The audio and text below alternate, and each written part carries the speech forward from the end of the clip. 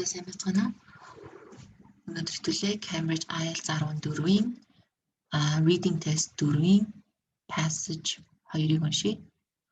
Why zoos are good. Scientist David Hone makes the case for zoos. In my view, it is perfectly possible for many species of animals living in zoos or wildlife parks to have a quality of life as high as or higher than in the wild. Animals in good zoos get a varied and high-quality diet with all the supplements required, and any illnesses they might have will be treated. Their movement might be somewhat restricted, but they may have a safe environment in which to live, and they are spared bullying and social ostracism by others of their kind. They do not suffer from the threat or stress of predators or the irritation and pain of parasites or injuries. The average captive animal will have a greater life expectancy compared with its wild counterpart and will not die of drought, starvation, or in the jaws of a predator. A lot of very nasty things happen to truly wild animals that simply don't happen in good zoos. And to view a life that is free as one that is automatically good is, I think, an error. Furthermore, zoos serve several key purposes. Firstly, zoos aid conservation. Colossal number of species are becoming extinct across the world, and many more are increasingly threatened and therefore risk extinction. Moreover, some of these collapses have been sudden, dramatic, and unexpected, or were simply discovered very late in the day. A species protected in captivity can be bred up to provide a reservoir population against a population crash or extinction in the wild. A good number of species only exist in captivity, with many of these living in zoos. Still more only exist in the wild because they have been reintroduced from zoos or have wild populations that have been boosted by captive bred animals.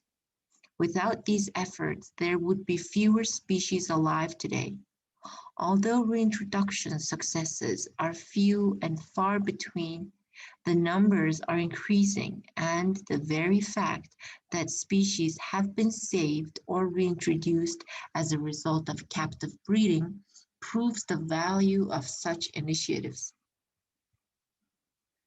Zoos also provide education. Many children and adults, especially those in cities, will never see a wild animal beyond a fox or pigeon. While it is true that television documentaries are becoming even more detailed and impressive, and many natural history specimens are on display in museums, there really is nothing to compare with seeing a living creature in the flesh, hearing it, smelling it, watching what it does, and having the time to absorb details. That alone will bring a greater understanding and the perspective to many, and hopefully give them a greater appreciation for wildlife conservation efforts and how they can contribute. In addition to this, there is also the education that can take place in zoos through signs, talks, and presentations which directly communicate information to visitors about the animals they are seeing and their place in the world.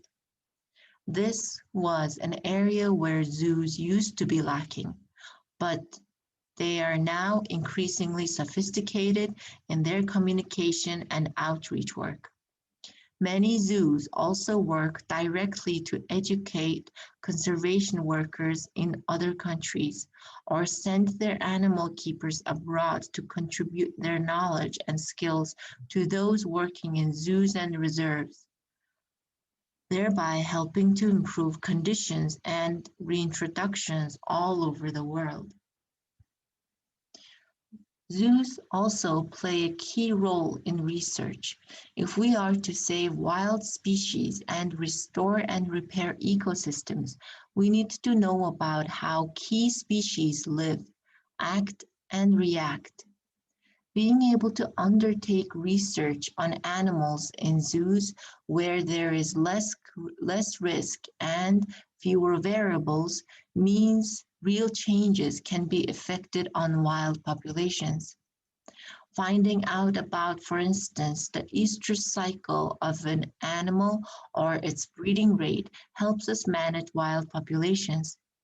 Procedures such as capturing and moving at risk or dangerous individuals are bolstered by knowledge gained in zoos about doses of anesthetics and by experience in handling and transporting animals. This can make a real difference to conservation efforts and to the reduction of human-animal conflicts, and can provide a knowledge base for helping with the increasing threats of habitat destruction and other problems. In conclusion, considering the many ongoing global threats to the environment, it is hard for me to see zoos as anything other than essential to the long-term survival of numerous species. They are vital not just in terms of protecting animals, but as a means of learning about them to aid those still in the wild, as well as educating and informing the general population about these animals and their world so that they can assist or at least accept the need to be more environmentally conscious. Without them, the world would be and would increasingly become a much poorer place. За баярлалаа. Энийгээ багштай асуултуудыг нь хийгээд дараа иж 3-аас нь сарай.